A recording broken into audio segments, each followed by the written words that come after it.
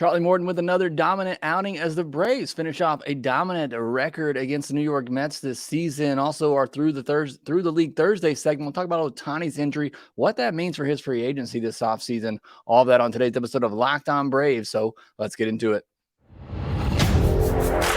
You are Locked On Braves, your daily Atlanta Braves podcast. Part of the Locked On Podcast Network, your team every day.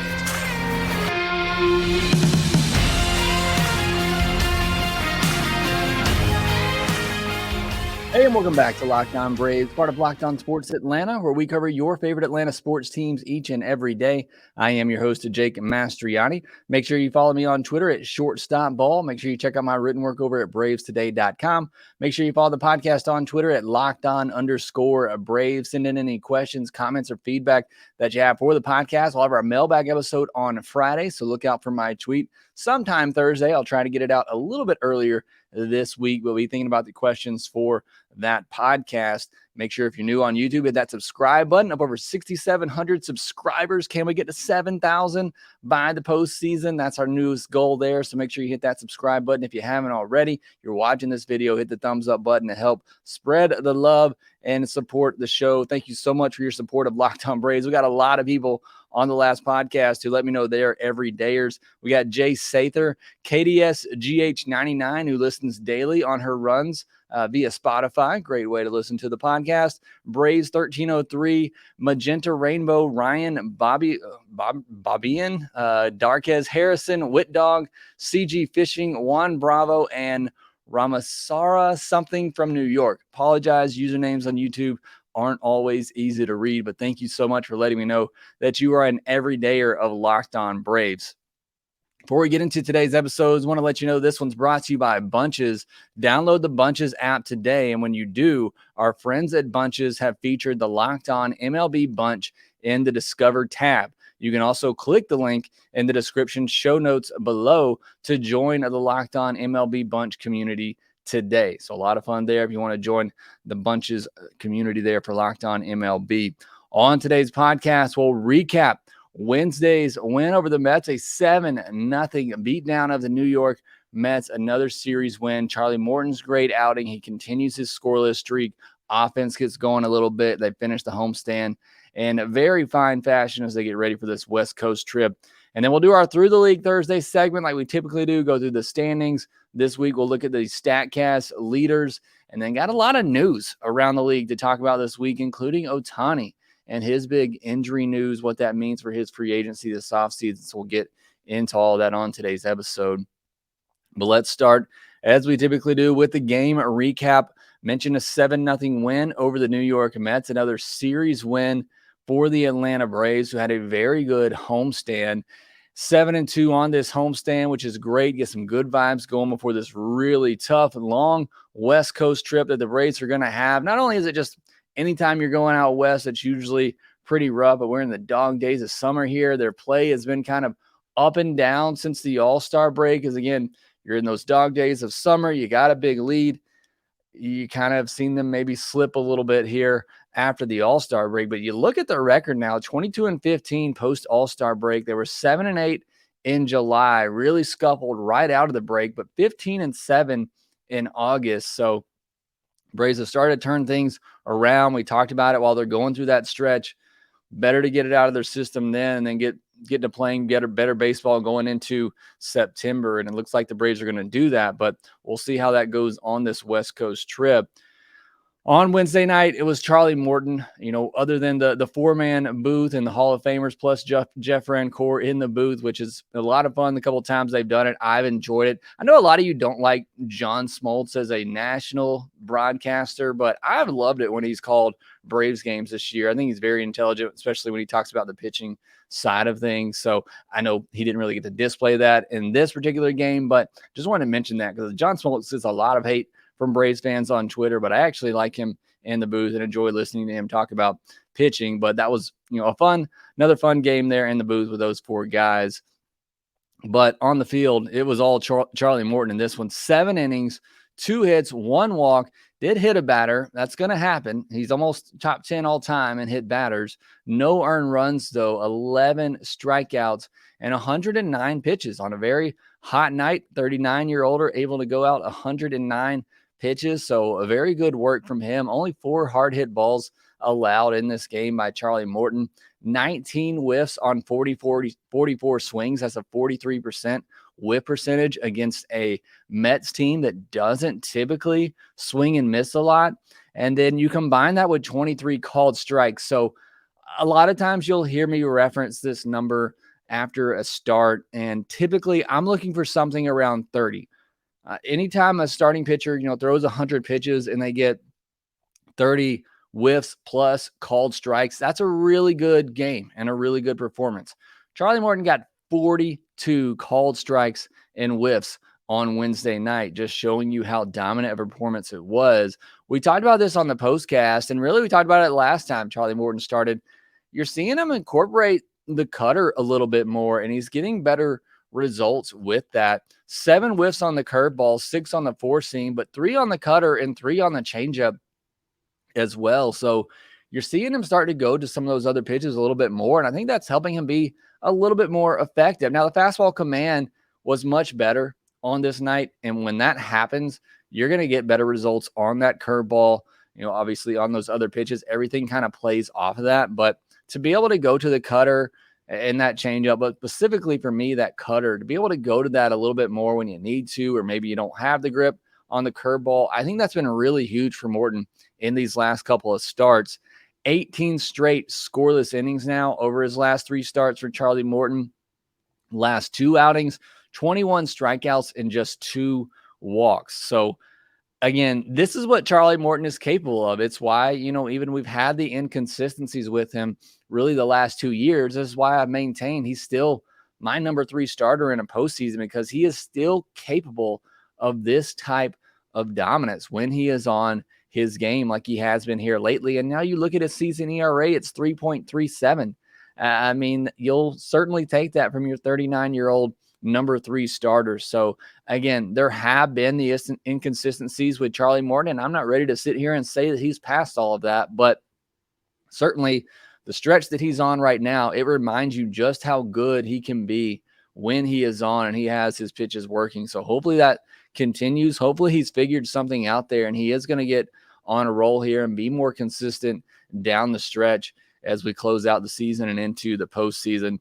Somebody who's also really hot right now, Marcell Ozuna, 3 for 4 on Wednesday night, another home run, a double, 2 home runs, 4 RBIs. That triple's tough to get. It's really held him back from getting a couple of cycles here in the last week or so, but another huge game from the Big Bear, a big 2-out RBI in the first inning. That was really what I loved. Kind of set the table.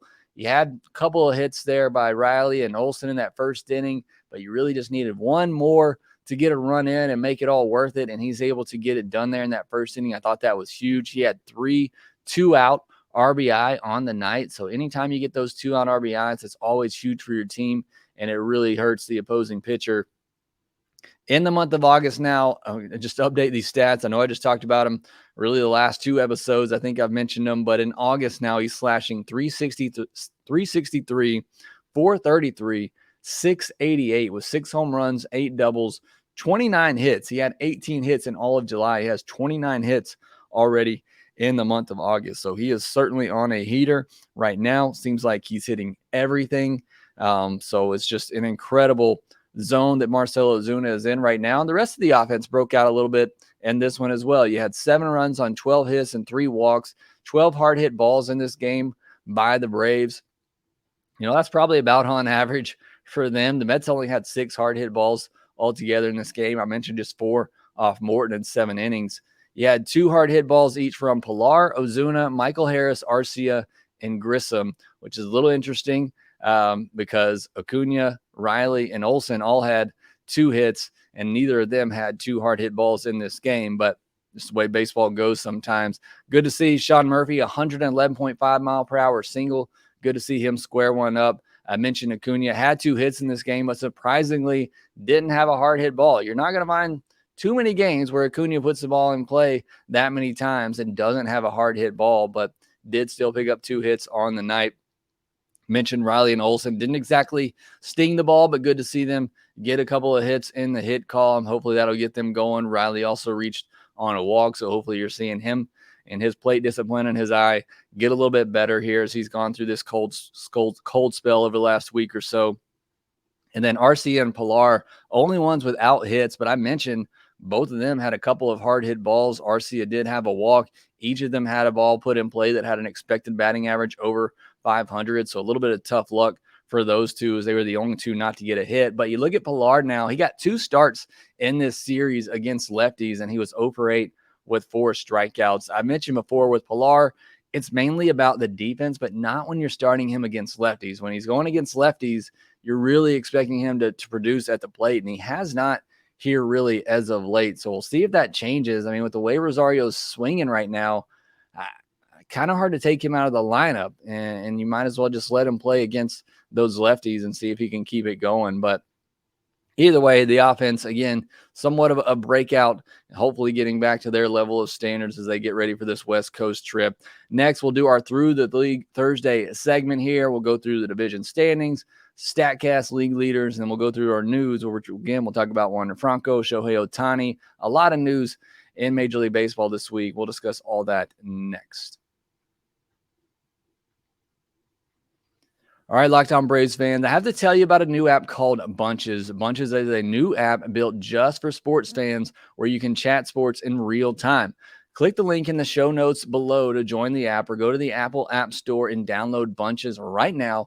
I'm telling you, you're going to love the conversations with other Locked On sports fans. You love the conversations going on in the YouTube comments here on this show. You're going to love Bunches, where you can continue those conversations. The Locked On MLB group chat is on Bunches. Go there now and connect with other baseball fans, chat about your favorite team, and keep up with the latest MLB news. Have any questions or comments about today's episode? Chat about it in the Locked On MLB bunch on Bunches. Chat about your team every day.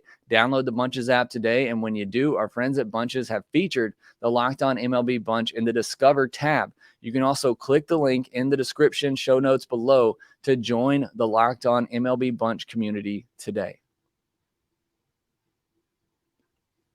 Braves will be back in action on Friday night at 10:15 p.m. Eastern. It's going to be a late one as they start a series against the Giants this weekend. Catch every pitch of the Braves' hometown broadcast with SiriusXM on the SXM app. Search Braves. All right, it's our Through the League Thursday segment. Had at least one person tell me that they didn't enjoy this segment. If you agree with that, or you want to see me change something up here, let me know. I've had others say that they really do enjoy this segment, but the show's all about you and your enjoyment and what you get out of it. I enjoy going through the league because I really only get to focus on the Braves so much these days. But if there's something different you want to see me do here, please let me know. I'm always looking for feedback from listeners, but we'll keep it the way it is for now. And we'll start by going through the standings. The Braves 82-44, 7-3 in their last 10 games. And we're talking about magic numbers now. The Braves' magic number for the division is 22 and 19 for the playoffs. So Braves are really knocking some numbers off here, getting that number down for them clinching a postseason spot. Phillies are 69-58. They are 13.5 games back. They're 4-6. We talk about how good the Phillies have been playing lately, but they're 4-6 in their last 10.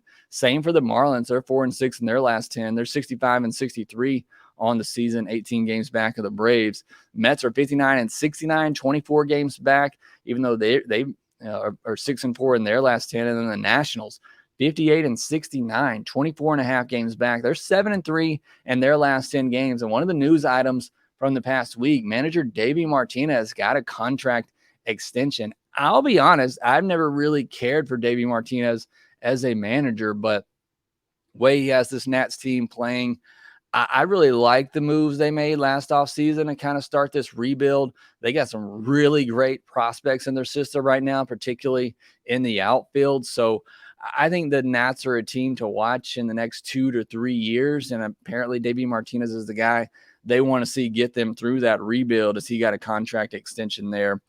Going through the rest of the standings in the AL East, the Orioles are 78-48. That's a 4-game lead right now for the Braves over the Orioles for the best record in Major League Baseball. Orioles maintain a 2-game lead over the Rays in that division. In the AL Central, it's the Twins up 4.5 on the Guardians. I think that's a done deal at this point, but We'll see if the Guardians have a run in them. In the AL West, suddenly, things are very interesting in the AL West. You got the Rangers, Astros, and Mariners all within 2 games of each other. So that is suddenly looking like the best race to watch in baseball right now, division race anyway. The Mariners have had 2 8-game winning streaks already in the month of August. The Rangers have lost 6 in a row. So that AL West race here down the stretch is going to be a really fun one to watch. In the AL wild card, the Rays hold a commanding lead on the top spot, and then it's the Astros and the Rangers, essentially, along with the Mariners and Blue Jays that are fighting for those other spots. The Red Sox hope is slipping away, although they got a big win over the Astros in extra innings on Wednesday night. Then going back over to the National League in the Central, the Brewers have a 3.5-game lead over the Cubs. And the Reds, as they are 7-3 in their last 10 games, are the Brewers. And the NL West, the Dodgers up 11.5 games on the Diamondbacks and Giants. They are 76-48. So the Braves have 6 games on them in the win column and 4 fewer losses there as you look for that home field advantage in the playoffs. In the NL wild card, the Phillies are up 3 games on the top spot despite going 4-6 in their last 10, as I mentioned. And then it's essentially the Cubs, Diamondbacks, Reds, and Giants all tied right now, fighting for those last 2 spots. The Diamondbacks are 8-2 in their last 10 after they scuffled a little bit. They're kind of back on track, and the Marlins aren't out of it either. They're just a game and a half out behind all those teams. So going to be a fun race in the AL West, it looks like right now, and also that NL wild card, those last 2 spots, going to be a lot of fun to watch. There's terms and series to watch, especially if you can't stay up for these late West Coast games the Braves are about to play. You're looking for some games in that 7 o'clock hour this coming up week. You got some other series you can watch. Maybe this one's going to be a West Coast one as well, but Reds and Diamondbacks start a 4-game series on Thursday. That's going to be a lot of fun one to watch in that wild card race. You got the Dodgers and Red Sox this weekend as well, the Rangers and Twins with postseason implications. And then starting next week, you got the Reds facing the Giants, another big wild card matchup, and then the Brewers and Cubs in that NL Central race. So I know for me down the stretch, if you're a baseball fan like I am, hopefully you got multiple TVs. I love watching some of these races, postseason races down the stretch. So those are some of the ones to keep your eye on. Going into our stat leaders this week, I'm going to do some advanced stats. We'll start with OPS, where look, Ohtani's going to be all over these stats, and it just breaks my heart for the news that we're going to talk about here in a second. But Ohtani leads all of baseball with a 1065 OPS. And then it's Betts at 995, Acuna 988, Freeman at 982, and Olsen at 971. What's crazy here, you got those top 5 that everybody's talking about in the MVP discussion. And the 6th best OPS is Cody Bellinger at 924. So you go from Olsen at 971 to Bellinger at 924, just telling you how incredible of seasons those 5 guys are having. Now you're looking at expected batting average, which, goes with, the type of contact being made. It tells that, puts all that together and, puts out the expected batting average of how many times these batted ball events usually get hits. Acuna leads by a large margin. He has a 349 expected batting average, and then it's Freeman and Bichette at 319, Luis Arraez at 318. A bit of a slap hitter. That's where he gets his hits, so that's why his expected batting average is down a little bit. But Acuna leads by a wide margin in that category. Expected slug, Ohtani's at the top at 643, then Acuna 631. Betts, Freeman, and Olsen, again, those 5 at the top of pretty much all these lists. Same with expected weighted on base average as well. Acuna leads with 453, then Ohtani at 430, then Betts 415, Freeman, and Juan Soto in there. On the pitching side of things, looking at strikeout percentage, Spencer Strider's at the top at 38.2%. 38.2% of the time, Spencer Strider is recording a strikeout. Kevin Gausman is closest to him at 31.7. So a pretty big gap there between first and second. And then there's Ohtani now on the pitching side of things at 31.4, Blake Snell at 31%, and Nick Pivetta at 30.3%. And then walk percentage, George Kirby leads all of qualified pitchers at 2.4%. Zach Greinke there at 3.2%. Zach Eflin 3.5%. Logan Webb 3.9%. And Braxton Garrett at 4%. This is where the Braves pitchers have struggled. Strider leads all Braves qualified starters. He ranks 60th at 7.7 walk rate. Elder 66 at 8.1, and Morton is 96 out of 122 qualified starters at an 11.2% walk rate. So certainly something the Braves have struggled with this year is the walks. Expected batting average, Strider leads all of baseball in this as well, 198. And then it's Scherzer at 206, Ohtani 207, Freddie Peralta 210, Blake Snell 216. Average exit velocity. I love this stat. Who's getting the most weak contact? Kyle Hendricks leads all of baseball at 85.2%. Fried, if he qualified, will be second at 85.5%. You know how much weak contact he gets. And then it's Corbin Burns, Shohei Ohtani, Zach Wheeler, Tyler Anderson. Strider's 28th at 88.3%. And then yesterday we talked about barrels and how many barrels the Braves get. Today I want to look at barrel percentage for pitchers and who gives up the least amount of barrels. Marcus Stroman leads all of baseball with 4.3% barrel rate. Max Fried, again, if he qualified, would be exactly tied with Marcus Stroman at 4.3. Then you got Steven Matz at 4.7, Musgrove at 5.1, Wheeler at 5.2, and John Gray at 5.3. Elder is 11th at 6.3, and Strider ranks 72nd at 9.2%. Again, that's out of 102 pitchers, and that kind of tells you, we talked about it yesterday, barrel rate. That means you're usually getting home runs, or on the pitcher side of things, giving up home runs. So when you're looking at this from the pitcher standpoint, these are guys that typically don't give up a lot of home runs. And you look at Spencer Strider with a 9.2% barrel rate. That's where we've seen him get barreled up a good bit this year and give up some home runs. All right, now moving to the news portion of our Through the League Thursday segment here. And this is where we got a lot of big news to talk about, honestly. Biggest news coming late on Wednesday night, Shohei Ohtani with a torn UCL. This is just devastating. Devastating news for the sport of baseball. Right now, it's, he's not going to pitch the rest of the year. Assume that means he's going to hit. There's going to be a lot more coming out from this. Look, in my mind, the Angels are out of it. I'm not a doctor. I don't exactly know what all needs to happen here. He's already had one Tommy John, so I don't know what the best path is for Shohei Ohtani, but if he needs surgery, I feel like he should probably go ahead and have it. It's going to obviously ruin his entire next year, and he's going into free agency. What does this do for his free agency? Does he just strictly become a hitter? You've seen Bryce Harper just pretty much be a DH and kind of go through this the last year and a half now. Does Ohtani do that? And if so, what does his contract look like? Does he take a shorter deal now as he recovers and tries to figure out what he wants to do here? I mean, this has a lot of implications on the sport, on Ohtani and his contract and what that looks like. But, I don't want to lose sight of the fact that this is just devastating for fans.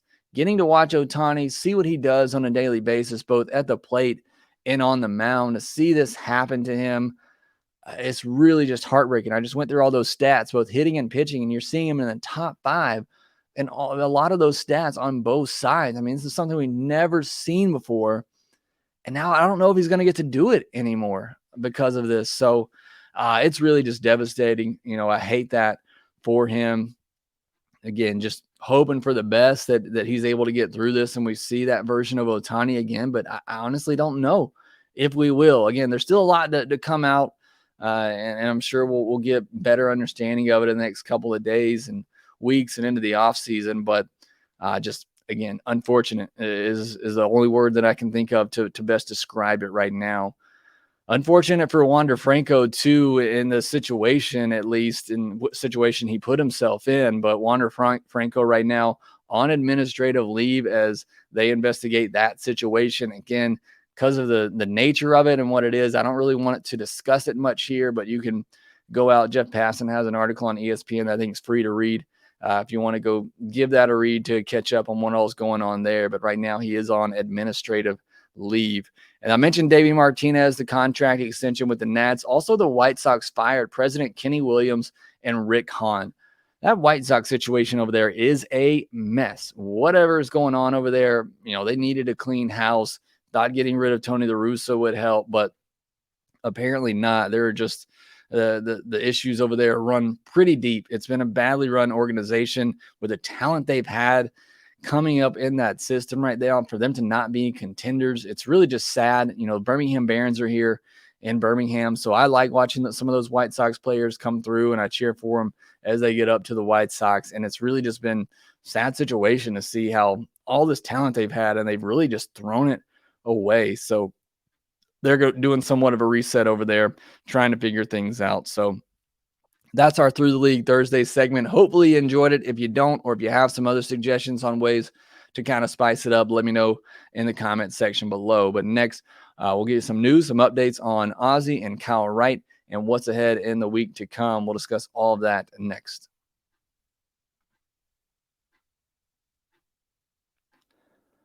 Want a chance to win 100 times your money with less picks? Head to Sleeper, the #1 sports app, where you can win up to 100 times your money on just 2 or more fantasy baseball picks. You think Matt Olson's going to hit a home run this weekend? He's certainly due to. You can pick that as well as some others along with that. Hits, more. You can pick more or less on all of those favorite stats that you like. And if you do, and you get your picks right, you could win big, again, up to 100-time payout over there on Sleeper. Sleeper is a season-long fantasy league. They have those as well, like the one I started here, a Locked On Braves podcast fantasy football league that I'm really excited about. Been using the Sleeper app a lot to prepare for that, and it's a lot of fun, very easy to use. So make sure that you check that out. And when you do, use the promo code Locked On, and you'll get up to a $100 match on your first deposit. Terms and conditions do apply. See Sleeper's terms of use for details. Currently operational in over 30 states. Check out Sleeper today. All right, the Braves will be back in action Friday night, 10:15 p.m. Eastern against the San Francisco Giants. Catch every pitch of the Braves' hometown broadcast with SiriusXM on the SXM app. Search Braves.